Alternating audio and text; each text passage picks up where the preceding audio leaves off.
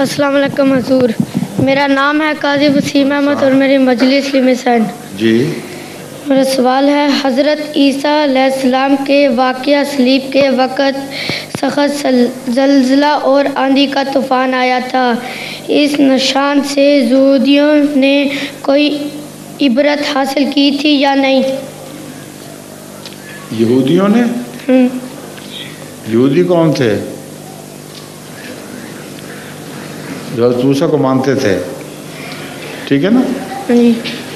حضرت موسیٰ کو ماننے والوں پر اور فرعون کے ماننے والوں پر مختلف قسم کے عذاب یا نشانات ظاہر ہوئے ہیں۔ جہاں تک فرعون کا تعلق ہے، قرآن سے پتہ چلتا ہے انہوں نے فائدہ نہیں اٹھایا۔ جہاں تک حضرت موسیٰ کے ماننے والوں کا تعلق ہے، بار بار نشان سے وہ ڈرتے بھی رہے اور فائدہ اٹھاتے رہے، لیکن پھر بھول جاتے تھے، پھر اللہ تعالیٰ ان کو سمجھاتا تھا۔ آخر ایک وقت ایسا آیا کہ لمبے عرصے تک یہود میں پھر توحید مضبوطی سے قائم ہو گئی۔